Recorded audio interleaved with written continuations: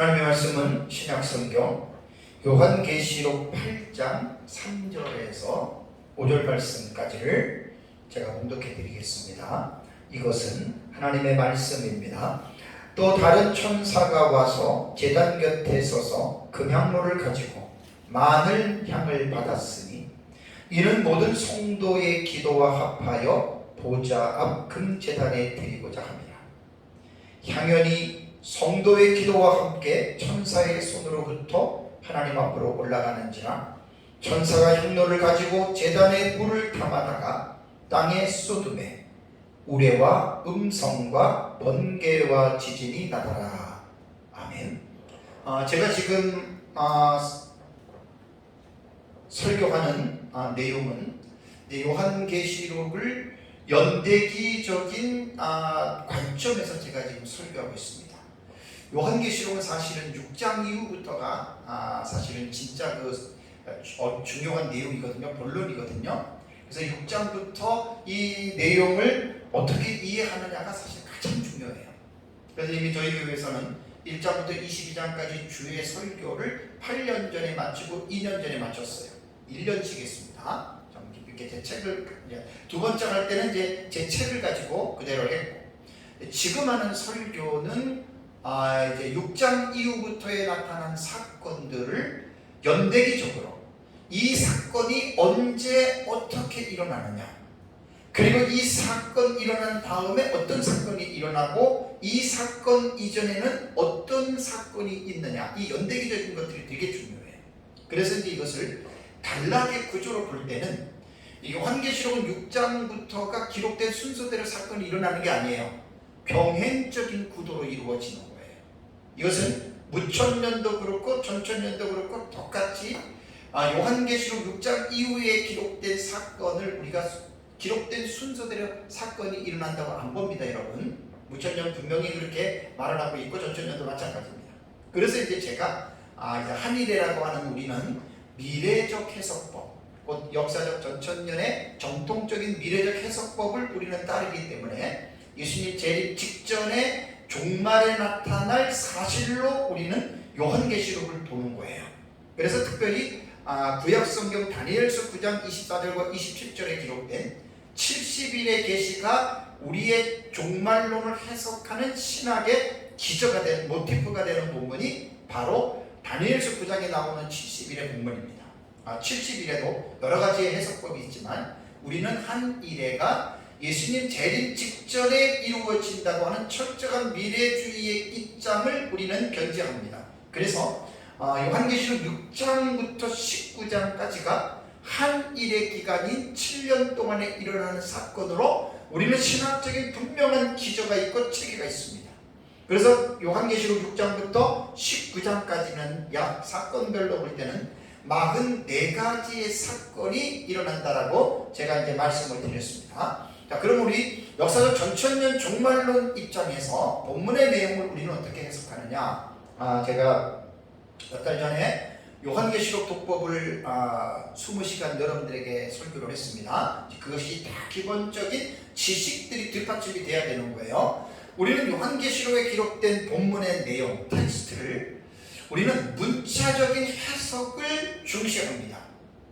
그러니까 이것은 칼빈의 성경 해석학에서 칼빈이 가장 중요한 내용이 성경은 될 수 있는 대로 문자적인 해석을 하라라고 하는 이 개혁신학의 성경 해석의 입장을 우리는 따르는 거예요. 그래서 요한계시록만 특별하게 다른 것으로 우리는 해석을 안 하고, 요한계시록도 성령의 감동으로 기록해 놓으신 하나님의 말씀이기 때문에 요한계시록도 우리는 문자적인 해석을 우리는 중시하면서 세계주의처럼 모든 텍스트를 문자로 우리는 절대 안 봅니다. 왜냐하면 요한계시록에 기록된 내용을 보면 상징의 기법으로 기록된 내용들이 의외로 많아요. 그래서 그 상징의 기법으로 기술된 내용도 문자적으로 봐야 되느냐 상징으로 봐야 되느냐를 문맥 안에서 그것을 우리가 결정을 해야 됩니다. 그리고 요한계시록 안에 들어가서 무작정 해석하면 안 되고 구약 성경과 통으로 봐야 돼요. 통으로.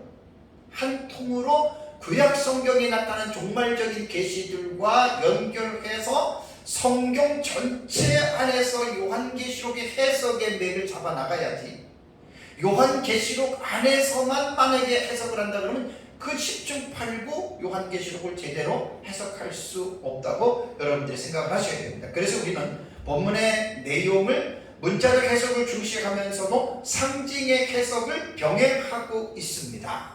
그 다음에 사건에 대한 해석은 계시록 6장부터 22장까지 약 51가지 사건이 나오거든요. 요 사건을 우리는 어떻게 보느냐, 그래서 우리는 5가지의 역사적으로 볼 때 해석 방법이 교회가 읽어왔던 방식이 있는데, 우리는 거기에서 미래적 해석법을 따른다라고 말씀을 드렸습니다. 미래주의 해석법도 넓은 미래주의가 있고 좁은 미래주의가 있어요. 넓은 미래주의는, 역사적 전천년에서 넓은 미래주의는 종합적 해석법, 곧 절충주의 해석법을 따라가기 때문에 우리는 이제 그런 해석을 저는 따라가는 게 아니고, 다 이해는 해도 우리는 좁은 이 미래적 해석법입니다. 그래서 이제 그것을 그레고리 빌 같은 경우는 철저한 미래주의라고 이렇게 부르더라고요. 좋습니다. 그래서 이제 우리는 미래주의도 계시록 6장 이후를 제가 한일의 해석법으로 19장까지 본다 그랬잖아요. 그래서 우리는 미래주의 해석법을 따르고, 그 다음에 계시록의 단락의 구조, 이게 이제 사실 요한계시록을 가장 올바르게 이제 하나의 일목요연하게 한눈에 볼 수 있도록 완벽하게 이 내용 사건들을 이제 이렇게 구조적으로 설명할 때에는 뭐 정진법이 있고 방법법이 있고 전진하는 방법법이 있고 교차대꾸법 키아층 구조가 있고 동경과 삽경의 상호 교차 구조, 그 외에도 더 있지만 제가 보고 있는 요한계시록 단락의 구조법은 동경과 삽경의 상호 교차 구조로 봅니다. 요 방식은 무천년도 똑같이 동경과 삽경의 상호 교차로 보는데, 우리는 한 일회인 7년의 병행법으로 보지만 무천년은 2000년 전체의 교회사를 병행법으로 봅니다. 그러니까 이런 것들을 분명하게 요한계시록을 공부할 때에는 기본적인 지식들이 신학적으로나 성경적으로나 뒷받침이 된 가운데에 요한계시록을 공부를 해야지, 이러한 기본적인 지식을 완전히 무시해버리고 그냥 성경을 읽고 이것은 이거다라고 말하는 것은 상당히 위험합니다. 합리적으로 성경을 이해할 수가 없습니다. 그래서 이제 저는 요한계시록 독법을 통해서 우리가 보고 있는 이 내용을 분명한 신학적이고 성경적인 입장에서 우리가 보고 있는 사실을 우리는 그냥 뭐 누가 뭐라 그랬으니까 이렇게 본다라고 말하는 것이 아니라, 이러이러한 지식의 입장과 근거를 두고 우리는 이렇게 본다라고 저는 지금 말씀을 드리는 거예요. 자, 요한계시록에서 제가 이제 한일회가 다 끝났습니다. 연대기적으로 이제 한일회가 시작이 될 때부터 전3년반, 후3년반 끝났습니다. 그렇게 이제 지난주부터 제가 설교의 내용이 뭐냐면, 한일회가 끝나자마자 곧바로 연결되는 사건이 그게 이 세상을 심판하시는 사건이라고 그랬죠. 그죠? 대접으로 말을 한다면 6번째 대접에서 예수님이 재림하고 아마겟돈을 심판한 다음에 7번째 대접이 연속적으로 일어납니다. 큰 어떤 갭이 그렇게 길지 않아요. 그렇게 짧은 시간에 일어나는 7번째 대접이 뭐냐면 이 세상을 심판하는 지구의 멸망의 계시라는 거예요. 제가 요한계시록을 연구하면서 깜짝 놀란 게, 요한계시록 안에서는 6장 이후에 보면 이 세상을 심판하시는 지구 멸망의 계시가 무려 5번이나 나옵니다. 놀랄 일입니다.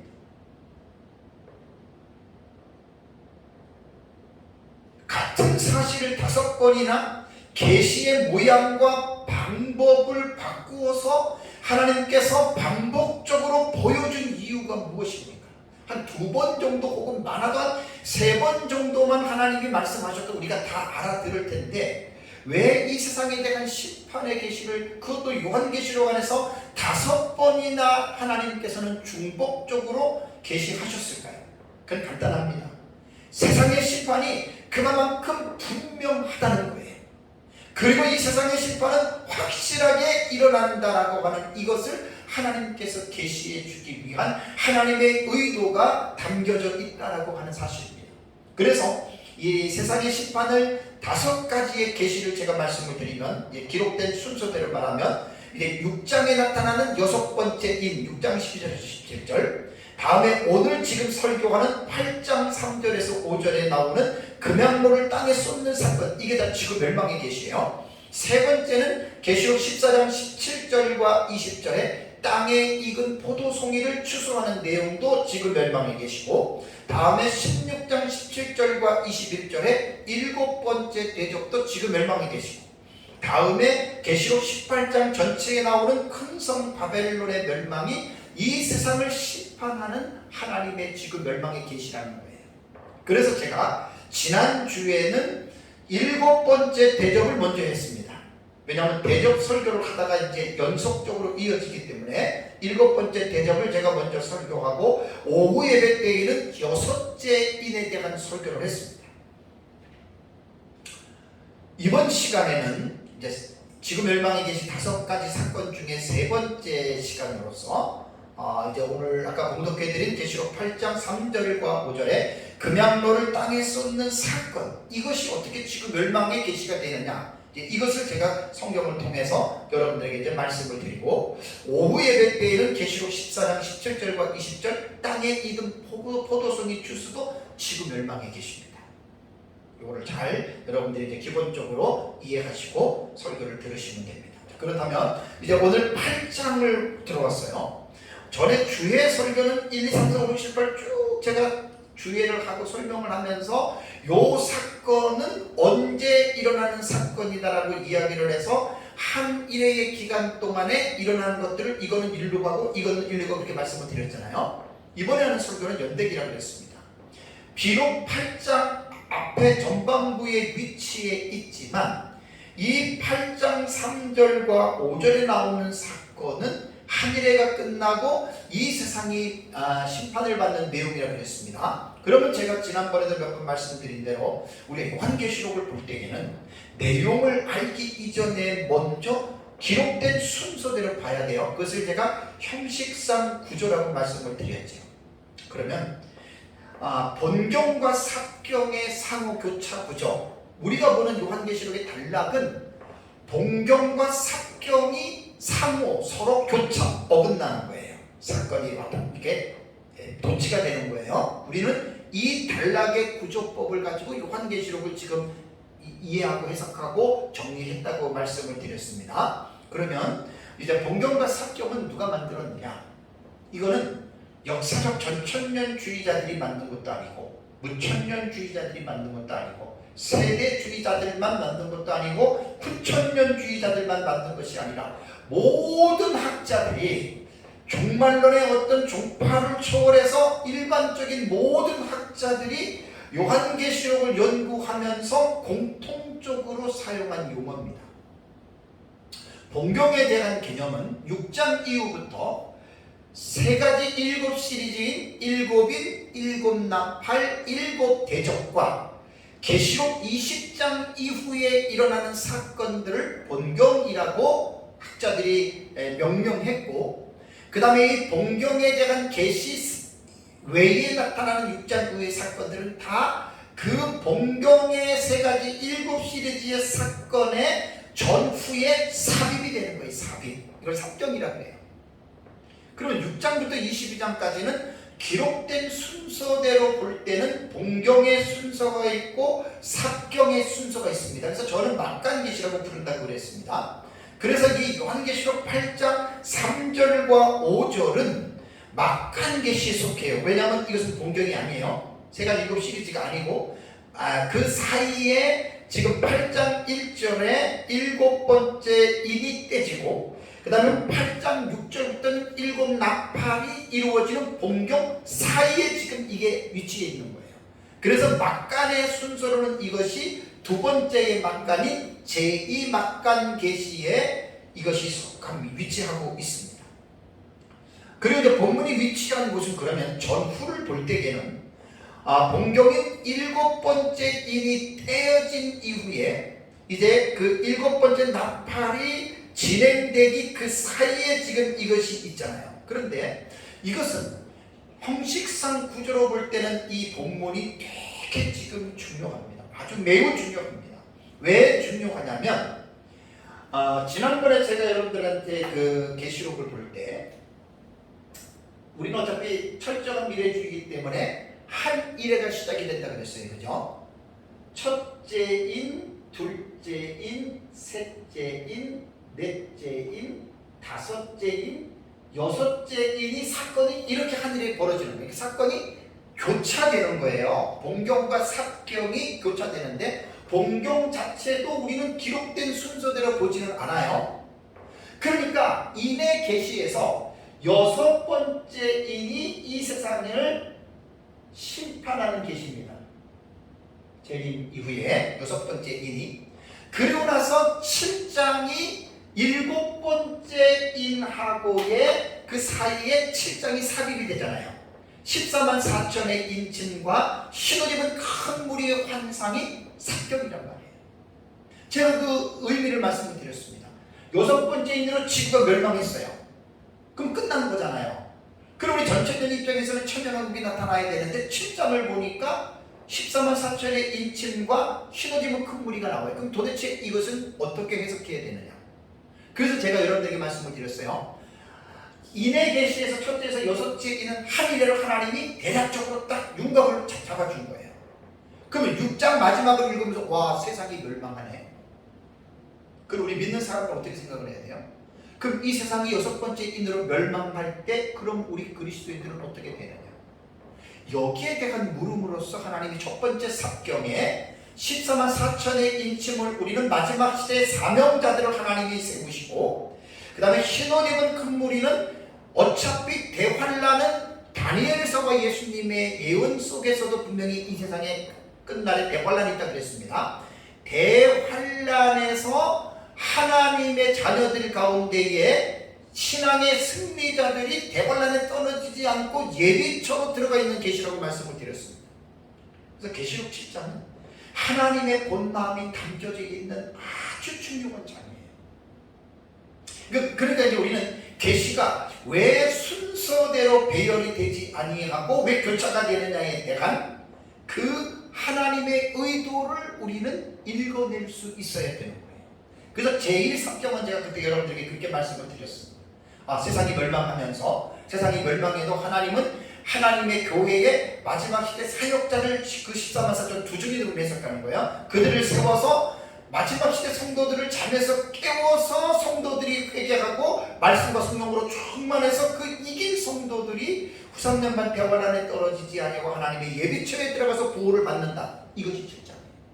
그러고 나서 8장 1절에 일곱 번째 인이 떼어지는 거예요. 자, 그러면 일곱 번째 인은 뭐라 그랬어요? 일곱 나팔이라고 그랬죠. 그렇죠? 요거 잘 이해해야 됩니다.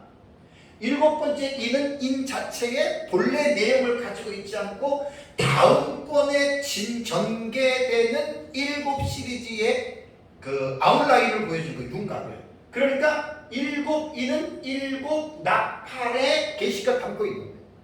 그래서 일곱 번째 나팔의 계시는 첫째, 둘째, 셋째, 넷째 나팔이 이렇게 떨어지고 다섯째 나팔, 여섯째 나팔, 일곱 번째 나팔 이렇게 사건이 진행이 되는데 일곱 번째 나팔도 본래의 계시를 갖고 있지 않아요. 다음번에 나타나는 세 번째의 일곱 시리즈인 일곱 대접의 계시를 갖고 있기 때문에 첫째 대접, 둘째, 셋째, 넷째, 다섯째, 여섯째 한 일회가 마치고 일곱 번째 대접 이렇게 지금 되는 거예요. 그러니까 이렇게 그림을 딱 하나에 그려놓으면 우리는 뭘 느낄 수가 있냐면 이 6장부터 10장까지의 계시를 보면 첫째 인에서 여섯째 인까지를 하나님께서 한 일회를 하나님께서 윤곽을 보여주시고 일곱 번째 인이 일곱 나팔로 진행이 되는데 여기서는 어떻게 됩니까? 다시 두 번째입니다. 두 번째. 그러니까 이것은 첫 번째예요. 요거를 구조를 먼저 꼭 이해를 하셔야 돼요. 그래서 우리가 지금 성경을 보고 있는 이 해석법을 올바르게 알 수 있는 거예요. 첫 번째예요. 그런데 요한계시록은 제가 딱 이 도표를 보시면 알겠지만 이게 어떻게 이 구조가 이루어지냐면 두 번의 순환 주기예요. 투 사이클이에요. 그러니까 첫째 인에서 여섯째 인까지 첫 번째 순환으로서 하나님이 한 이래를 대략적으로 보여주시고 일곱 번째 인이 일곱 나팔과 일곱 대접 다 포함하고 있어요. 요것이 다시 두 번째로 한 이래를 재정비하는 거예요. 그래서 제가 전에 그런 말씀을 드렸죠. 운동장을 돌아요.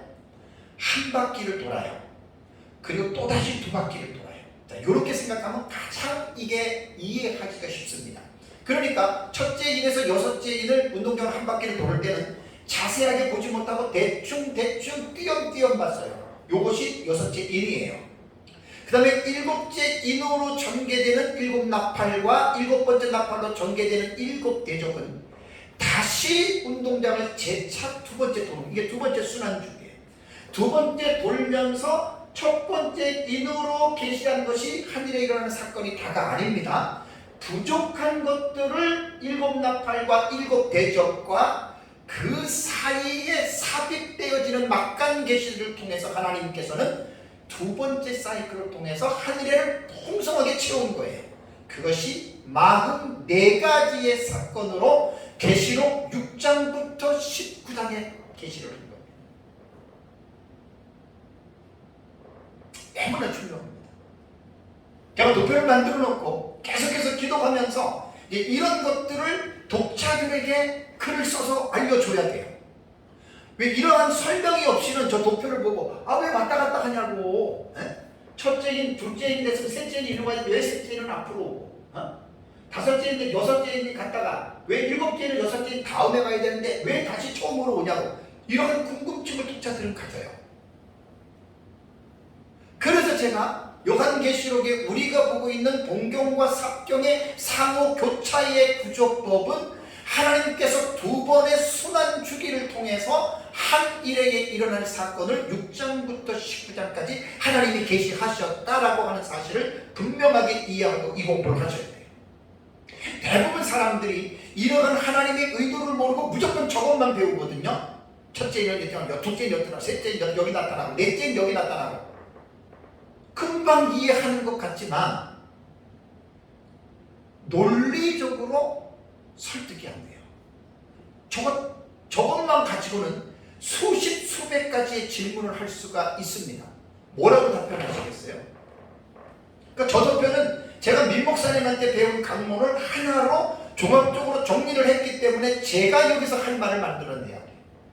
그거 지금 하고 있는 거예요. 그래서 제가 지금 말씀드리는 게 한 일회를 두 번의 사이클을 통해서 하나님께서 두 번의 순환 주기를 통해서 6장부터 19장의 내용이 그거다. 이것이 나는 제일 정확하다고 봅니다.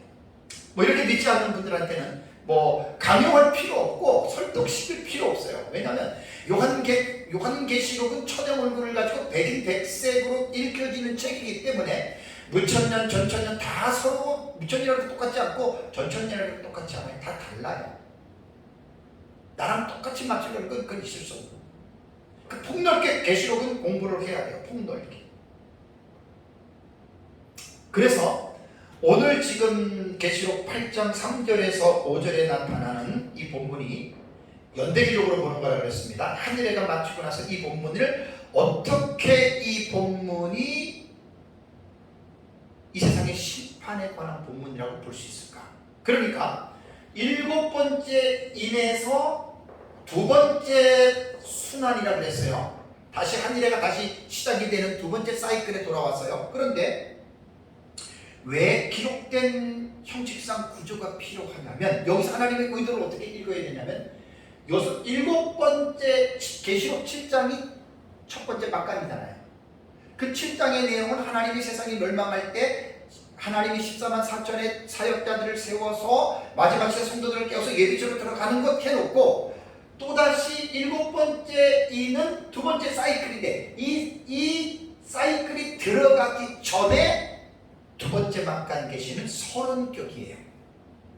다시 두 번째 운동장을 하나님이 돌게 하시기 전에 두 번째 이 막강 계시는 오늘 본문의 금양로를 땅에 쌓는 사건은 결론적으로 세상의 심판이라 그랬죠. 그러니까 하나님은 한 인애를 두 번의 순환 주기를 시작하면서 결론적으로 이 세상은 하나님의 심판을 받는다, 서론적으로 먼저 말씀한 거예요. 이것이 기록된 그 형식상 구조로 볼 때에 그 두 번의 순환 주기를 시작하기 전에 말씀하시는 하나님의 중요한 의도로 볼 수가 있습니다. 그렇다면 이게 왜 금양로를 쏟는 사건이 왜 이 세상을 심판하는 지구 멸망의 계시인가? 그래서 이제 성경의 본문을 주의를 하는 거예요. 우리가 요한계시록을 배울 때 저는 모든 설교도 그렇습니다. 설교자들이 성경을 읽어놓고 본문을 깊이 있게 주의를 하는 설교자들이 의외로 많지 않아요. 성경을 읽어놓고 자기가 연구한 대로 그냥 딱딱딱딱 이야기를 하거든요. 그래서 저는 설교 중에 가장 좋은 설교는 나는 주의 설교라고 합니다. 그렇게 생각합니다. 제 책이 주의 집입니다. 주의 집. 그래서 제가 요한계시록을 지금 설교하는 거는 책을 가지고 본문을 가지고 제가 책을 가지고 하기 때문에 제 설교는 어느 누가 들어도 뭐 전천년 부천년 사상은 안 맞아도 성경을 해석해 나가는 그 흐름을 보면 성경은 반드시 주의 설교를 해야 된다라고 하는 것을 설교자들은 깨달아요. 성경 읽어놓고 자기 하고 싶은 말 하고 자기 의도대로 막 성경을 편집해서 하는 설교들이 아주 그렇게 많습니다. 솔직히.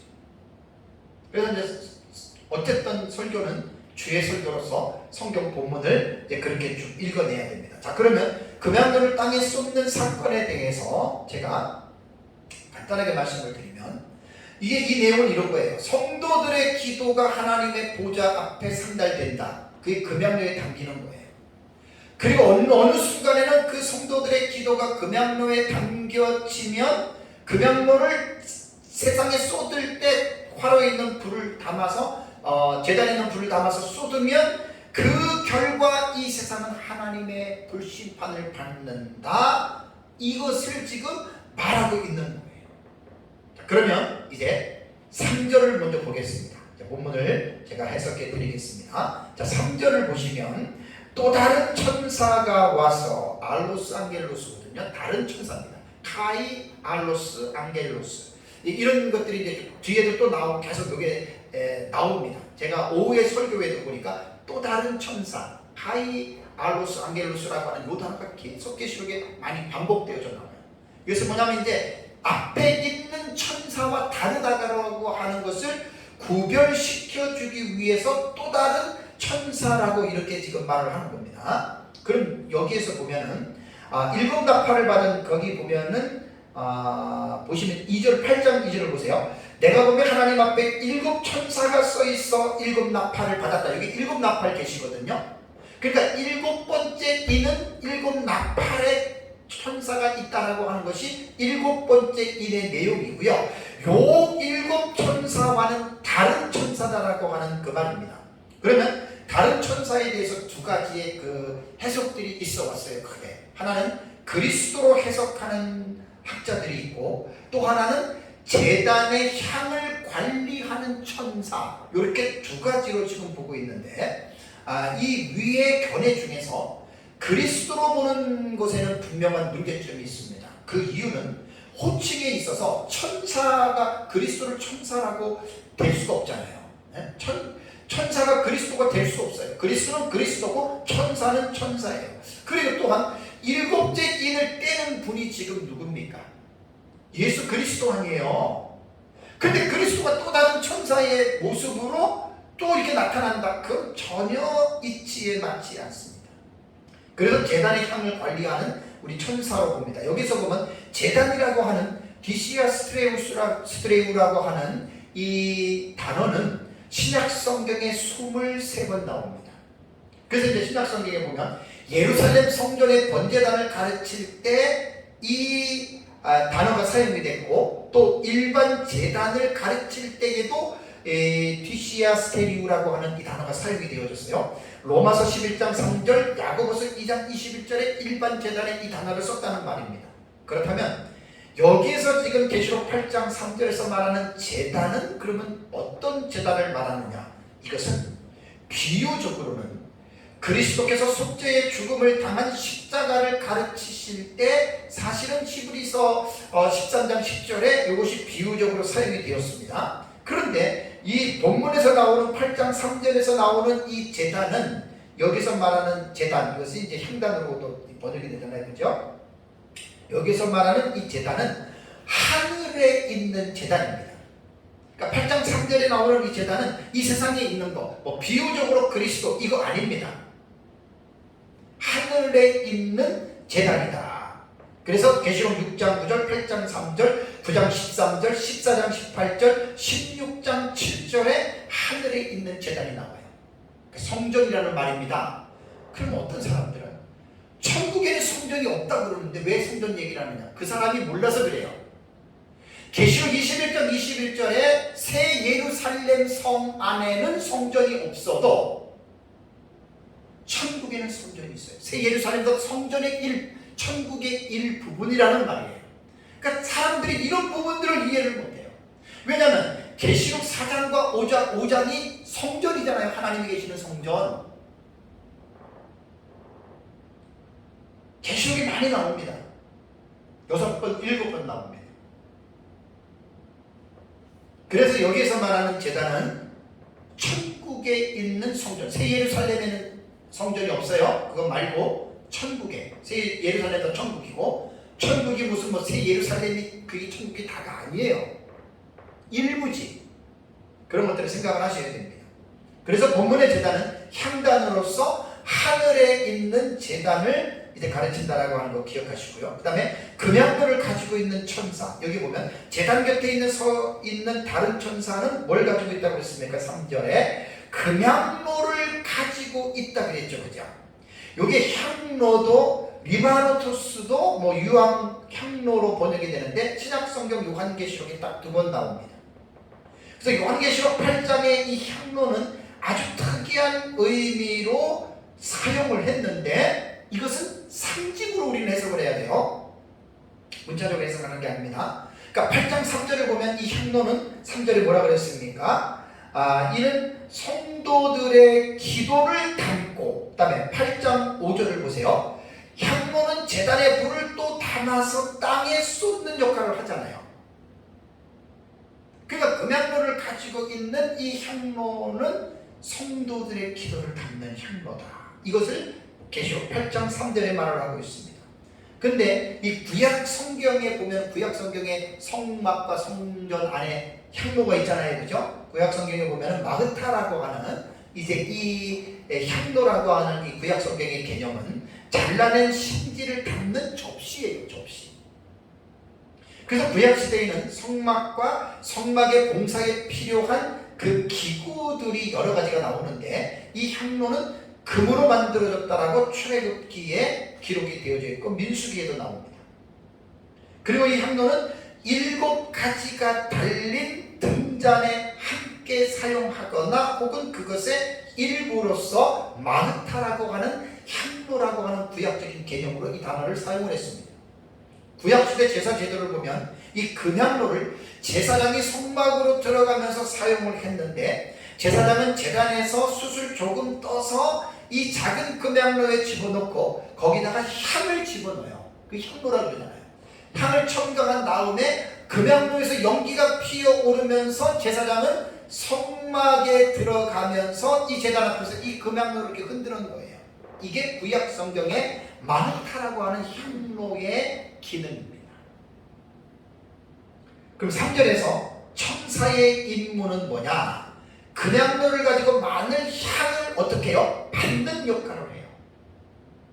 그러니까 천국의 성전에 제단 곁에서 금향로를 가지고 있는 천사들이 지금 있어요. 그런데 여기 묘사해 보면은 많은 향을 받았다라고 하는 단어가 에도데입니다. 에도세, 에도데라고도 하는 단어고요. 여러분들에게 제가 많이 설명을 했습니다. 디돔이라고 하는 단어의 수동태입니다.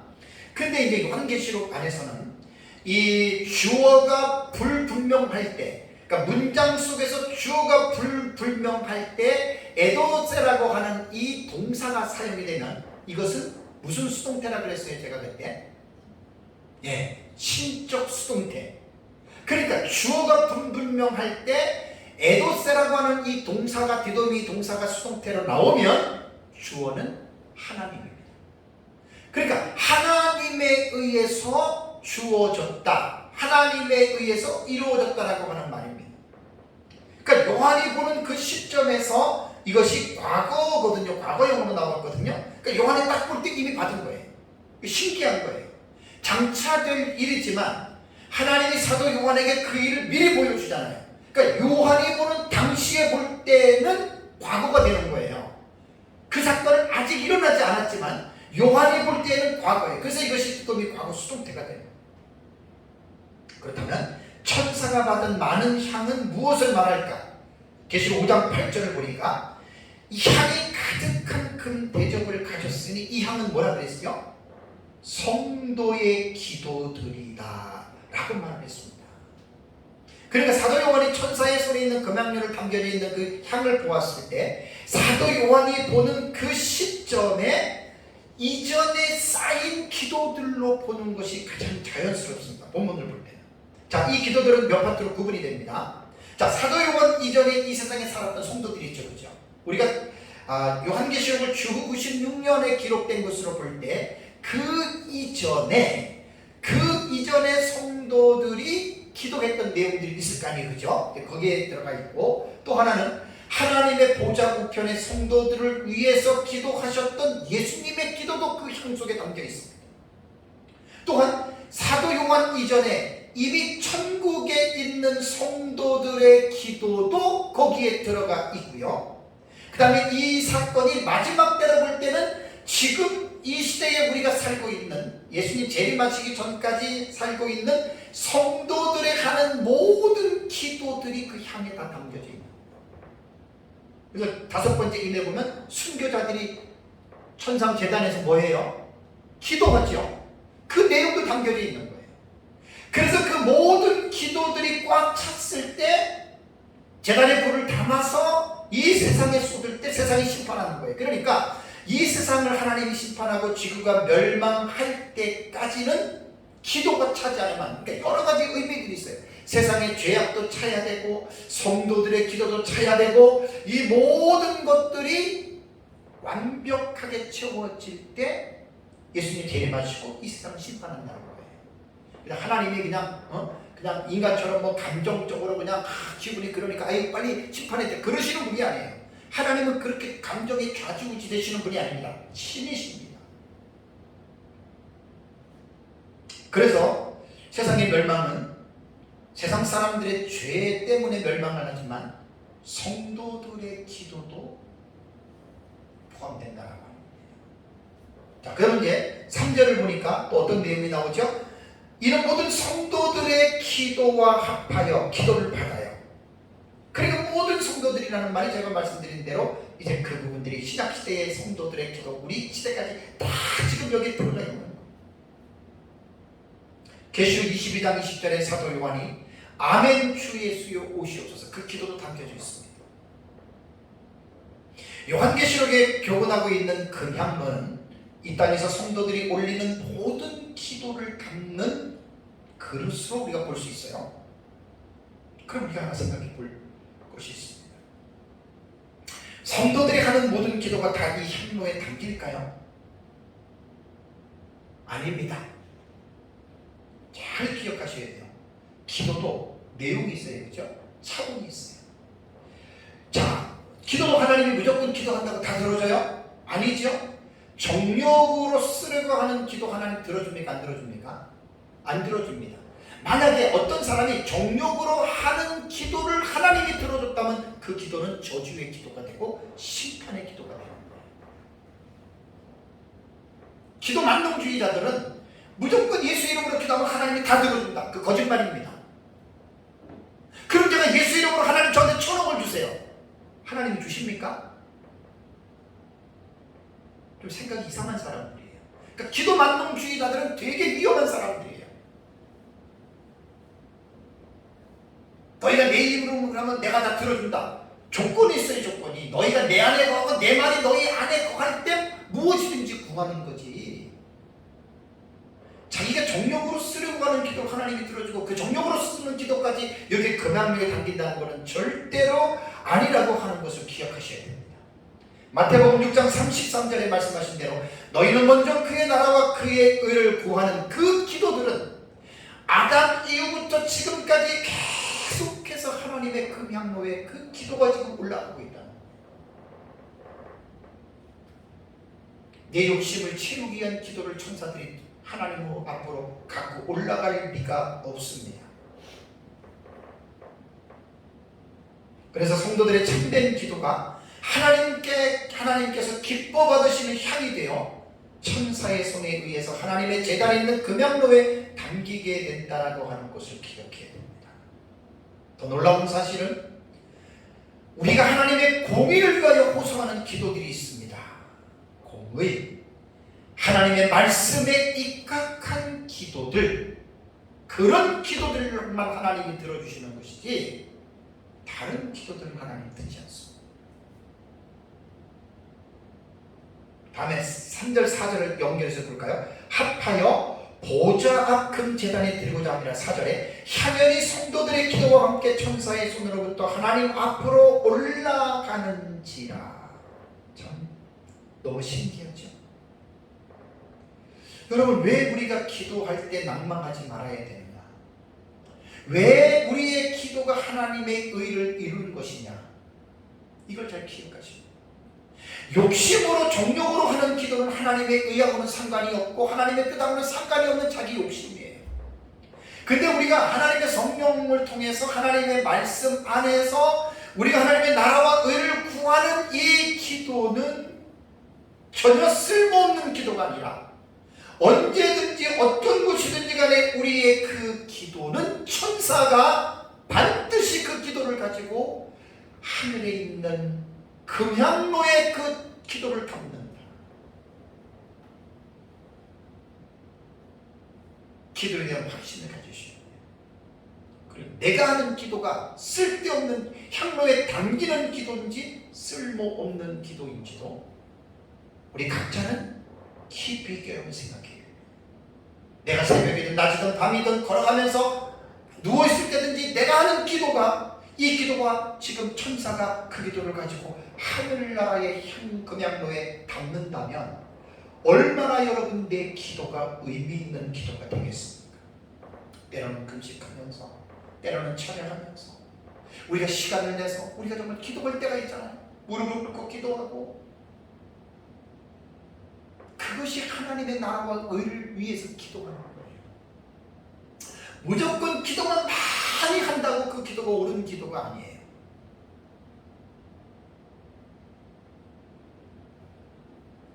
5절을 한번 보겠습니다. 천사가 향로를 가지고 제단에 불을 담아다가 땅에 쏟는다는 말이 나옵니다. 5절에. 이게 무슨 상관일까요?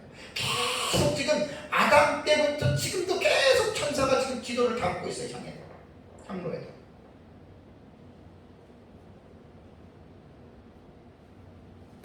언제인지 모르지만 이것이 예수님 재림 때거든요. 금양로를 가득 채웠을 때 천사가 제단에 불을 담아요. 땅에 쏟아요. 우리의 기도는 반드시 끝이 있습니다. 하나님의 나라와 하나님의 의를 위하여 기도한 사람들은 반드시 그 기도의 응답이 기가 막힌 열매로 나타납니다. 세상을 향해서는 하나님의 심판으로, 우리가 하나님이 세상을 불러 심판해 주세요, 그런 기도할 필요는 없어요. 하나님의 공의를 위해서 우리는 계속 기도하는 거예요. 하나님의 뜻에 따라서. 하나님의 공의로서 하나님께서는 심판을 하신다라고 하는 사실입니다. 그럼 이제 오늘은 앞에서 이야기를 한 얘기인데, 중요한 거는 뭐냐면 금양로가 쏟아진 결과가 나와요. 5절에 보니까 소돔에 우레와 음성과 번개와 지진 4가지의 현상이 나타납니다. 그럼 이게 도대체 무엇일까? 쏟았어요. 근데 이 땅에서 4가지의 현상이 나타납니다. 그런데 여기에서 우리가 먼저 본문을 4가지 현상을 보기 전에 불이라고 했습니다. 불. 이 피로스라고 하는 이 불은요, 신약 성경에 비유적으로는 최후 심판의 상징으로 많이 사용했습니다. 자, 예수님의 말씀을 보면 마태복음 3장 10절에 열매 맺지 못하는 나무를 찍어서 어디에 던지라? 불에 던지라고 했고요. 마태복음 3장 12절과 누가복음 3장 17절에도 쭉정이는 꺼지지 않는 불에 태우라고 했죠. 아니, 이 세상에 불 중에 꺼지지 않는 불이 있어요? 세상의 불은 다 꺼져요. 꺼지지 않는 불, 이게 지옥불이에요. 그 다음에 마태복음 13장 40절에도 가라지를 거두어서 어디다 살라라? 불에 살라라. 요한복음 15장 6절에도 열매 맺지 아니하는 포도나무의 가지를 모아다가 불에 살라라. 그러니까 이 피로스라고 하는 이 불은 신약성경의 대부분 최후의 심판의 상징으로서 사용을 했다라고 하는 말입니다. 그래서 나타나는 네 가지의 결과는 첫 번째, 우레소리가 납니다. 이게 이 브론테라고 하는 이 우레라고 하는 이 단어는요, 고전 헬라어 문헌의 용법을 보면은 이게 일반적으로 기상적인 현상을 의미했습니다. 그냥 천둥으로 꽝 이런 걸로 이제 했거든요. 70인 역본의 용법을 보면 구약 성경에 보면 브론테가 10번 나오는데 히브리어의 라암의 역어로 브론테라고 하는 이 헬라어를 사용을 했습니다. 그러면 이 천둥이라고 하는 이 브론테라고 하는 이 단어는요, 하나님이 임재하실 때에 나타나는 표현으로 사용했습니다. 이사야 29장 6절에도요. 그 다음에 하나님이 임재하실 때에 또 우주가 반응을 하는 것으로 시편 77편 18절, 104편 7절, 외경에 보면은 이제 집회서 43장 17절 이런 데 이제 원어 사전에 보니까 이 단어가 이제 사용이 됐다라고 합니다. 그러면 요한계시록에서 이 브론테라고 하는 이 우레가 10번 나옵니다. 10번. 제가 본문을 다 찾아봤습니다. 10번 나오는데 그 중에 4번은 이 우레가 번개와 함께 동반해서 사용을 했습니다. 그러니까 꽝 소리가 이제 번개와 함께 사용을 했는데 계시록 4장 5절, 8장 5절, 11장 19절, 16장 18절에 보면은 이렇게 이제 4번 나오고요. 그래서 이 본문의 내용이 실제적으로 일어나는 이제 7번째 대접의 계시, 지난주 소개했죠. 7번째 대접의 계시에서 보면은 이 우레소리는 2가지 차원으로 나타납니다. 첫 번째는 하나님의 현현으로서니까 하나님이 나타나시는 그때에 이 우레소리가 나요. 계시록 4장 5절에 나와요. 또 하나는 이 천지가 파멸될 때 기상적인 현상에서 들리는 우레소리로 7번째 대접에 이것이 나옵니다. 그러니까 여기에서 말하는 브론테는 대접을 제단에 불을 담아서 쏟을 때에 우레가 났다라고 하는 것은 2가지가 다 해당이 됩니다. 그러니까 하나님의 임재, 그러니까 예수님 재림하시고 곧바로 7번째 대접으로 지구가 멸망하잖아요.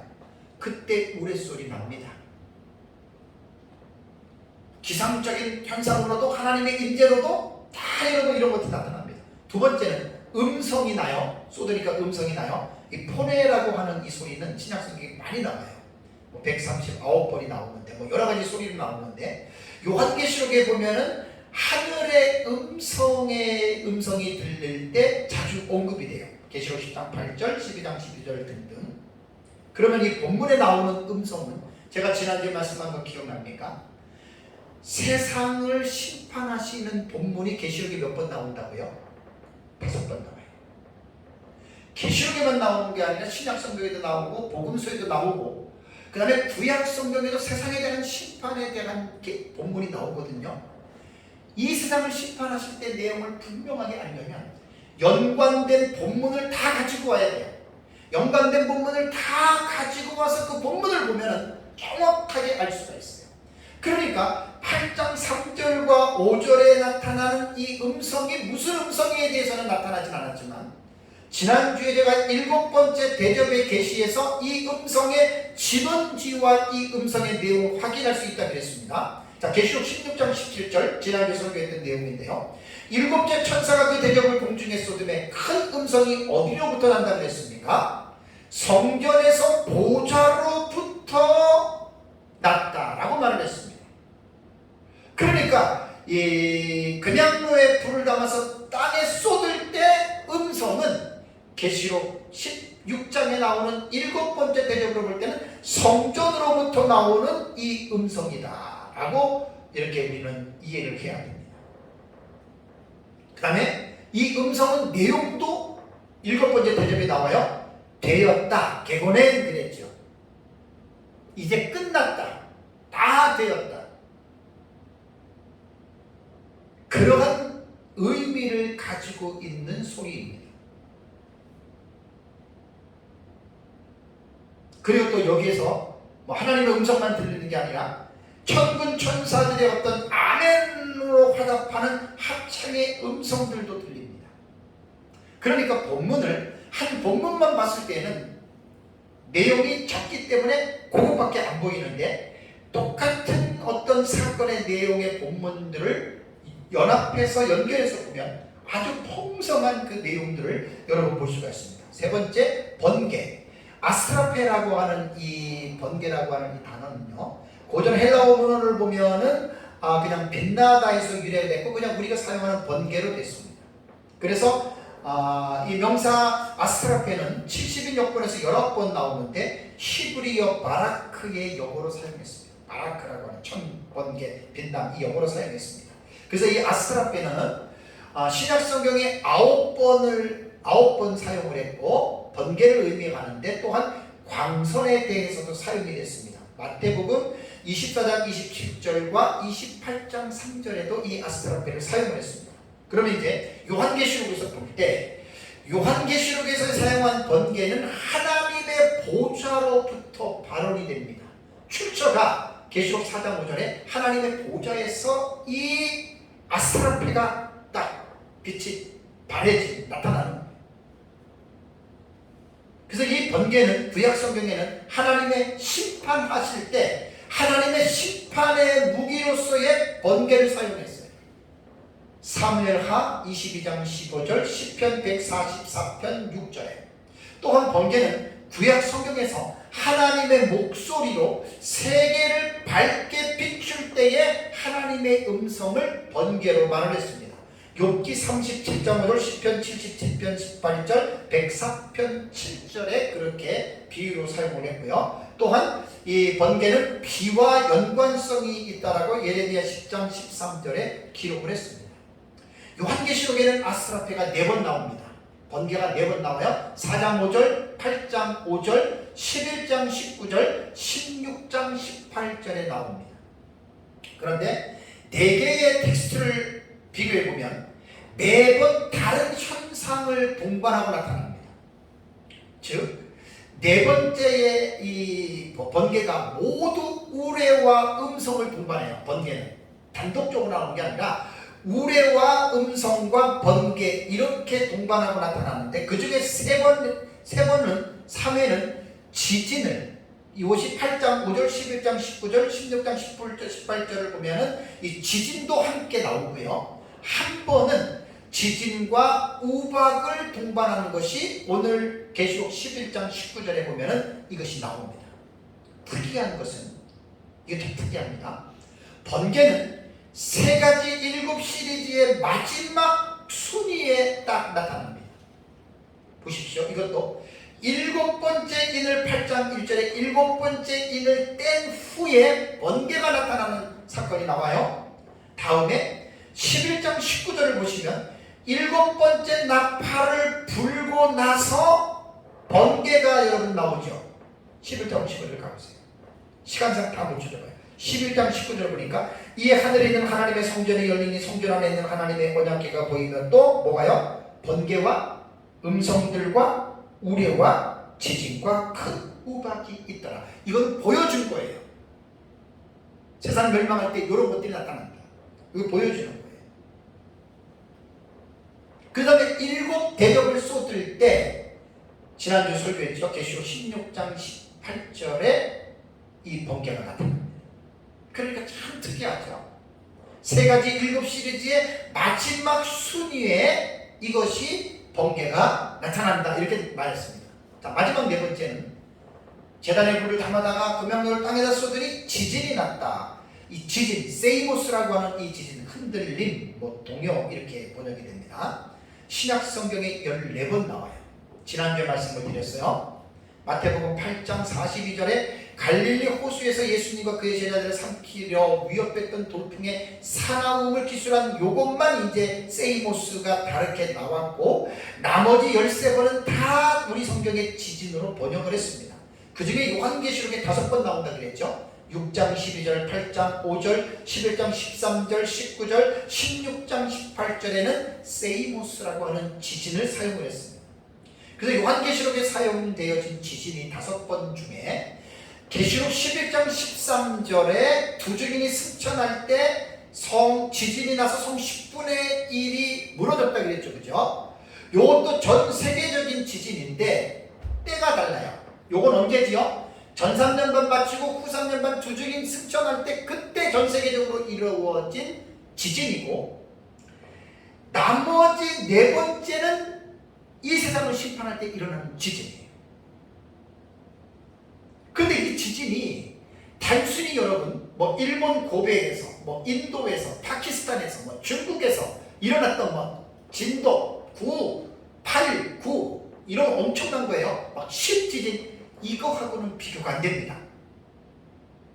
그러니까 지금 요한계시록 8장 우리가 지금 5절에서 볼 때 지진이 일어난다고 했는데, 여기서는 어떤 지진인지 지진의 규모와 지진에 미치는 영향에 대해서는 전혀 나타나지 않죠. 아까 말씀드린 대로 이 세상을 심판하는 그 본문들을 다 한 테이블로 가지고 와서 연결해 보세요. 지난주에 제가 설교할 때 계시록 16장 18절 같이 한번 가보세요. 계시록 16장 18절에 이 지진이 어떠한 지진이냐면 번개와 음성들과 우레소리가 있고, 되게 중요한 내용들이에요. 또 큰 지진이 있으니 어떤 지진이죠? 큰 성이 세 갈래로 갈라지고 만국의 성들도 무너지고 20절에 각 성도 없어지고 산악도 간데 없더라. 지난 시간에 제가 칠판에다 이 그림 그려놨어요. 지구. 여러분, 성경을 우리가 공부할 때에는 성경만 봐가지고는 성경의 깊이를 이해할 수 없습니다. 성경을 이해하기 위해서 이 세상의 모든 지식들이 필요한 거예요. 지진이라고 하는 것이 지구에 대한 현상이잖아요. 지구가 이렇게 생겼단 말이에요. 지각과 멘틀과 핵 3요소예요. 물론 멘틀도 상부 멘틀을 말하는 과학자들이 있고, 핵은 외핵과 내핵은 딱 구분을 해야 됩니다. 그러니까 지각은 껍데기고 멘틀은 이제 그 암석 같은 거잖아요. 그죠? 요것이 다 깊이가 있어요. 지각이 보통 평균 5에서 35km가 지구 껍데기고, 그 다음에 멘틀은 2,900km까지는 멘틀이에요. 땅 속에. 광물질 다 들어가 있어요. 이 핵도 외핵과 내핵이 있는데 2,900에서 5,100까지는 외핵은 마그마로 된 그러한 액체입니다. 액체. 그 다음에 지구의 맨 가운데의 내핵은 5,100에서 6,400km, 이것은 고체입니다. 고체. 그러니까 지구는 하나의 거대한 불덩이에 속해요. 그래서 지난주에 화산이 왜 터지느냐? 외핵에 있는 마그마가 멘틀의 그 틈을 뚫어가지고 산에서 치고 올라오는 게 이게 화산이에요. 지구가 세 갈래로 갈라진다, 쪼개지는 거예요. 그러니까 지금 우리가 있는 무슨 유럽이라든가 아시아라든가 그런 데서 일어나는 그런 지진은 비교도 안 돼요. 그 지진이라고 말할 수도 없고, 이 마지막 때는 여기서 그 7번째 대접에서 큰 성이 세 갈래로 갈라진다, 쪼개지는 거예요. 그러면 이 핵 속에 있는 내핵과 외핵 속에 있는 태양열과 맞먹는 온도에서 마그마라고 하는 물질이 그냥 세갈래로 가면서 지구 전체를 완전히 불덩이로 만들 거 아니에요.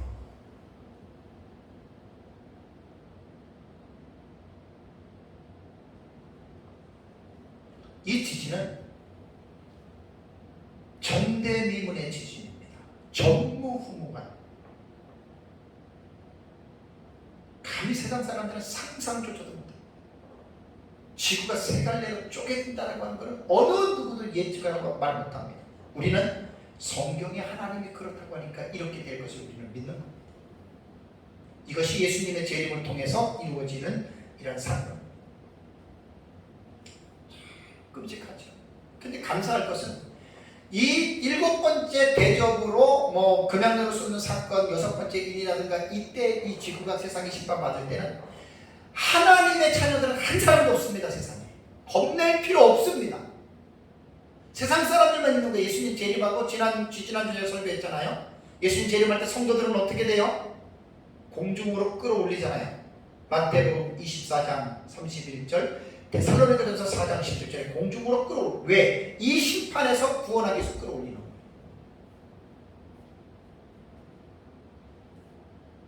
이 금양로에 계시는 말씀을 맺겠습니다.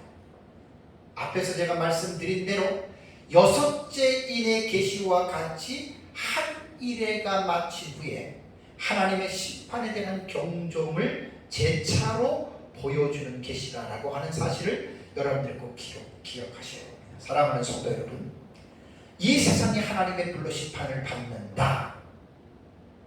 이건 어떤 사람이 상상의 나라를 펴서 만든 시나리오가 아니고 성경의 감동으로 기록해 놓으신 하나님의 말씀이 구약 성경과 신약 성경과 요한계시록에 이 사실이 기록이 되어져 있고, 요한계시록에서만 이 세상 심판 지구 멸망의 계시를 5번이나 중복했다라고 하는 이 사실은, 이것은 분명하게 이루어진다라고 하는 확증의 사실이라고 하는 것을 기억해야 됩니다. 놀라운 것은 오늘 이 금양로를 쏘는 사건에서 우리가 볼 수 있는 것은 이 세상의 심판이 성도들의 기도와 무관하지 않다. 관계가 있는 거예요. 천지창조 이래로 에덴 동산에서 아담 이후로부터 지금까지 예수님 재림 때까지 이 땅에서 구원받은 하나님의 자녀들이 하나님의 나라와 의를 위하여 기도했던, 하나님의 공의를 위하여 기도했던 그 기도들은 절대로 없어지지 않습니다. 지금 하나님 나라 보좌의 제단에 옆에 있는 천사들, 금양로 속에 그 기도가 지금도 계속해서 담기고 있다고 하는 사실을 생각할 때 저와 여러분들은 이 땅에 사는 날까지 금양로에 올라가 담길 수 있는 그야말로 퀄리티가 있는 어떤 저질스러운 기도가 아니라, 나의 배만 채우려고 하는 그런 저질스러운 기도가 아니라 하나님의 금양로에 담겨질 수 있는 이런 하나님의 나라와 하나님의 의를 구하는 이 기도를 저와 여러분들이 쉬지 않고 정말 기쁨과 즐거움을 가지고 이러한 기도를 하면서 낙심하지 말고 계속해서 하나님의 나라와 의를 구하는 기도의 용사들이 되시기를 주님의 이름으로 축복합니다. 다 같이 기도하겠습니다.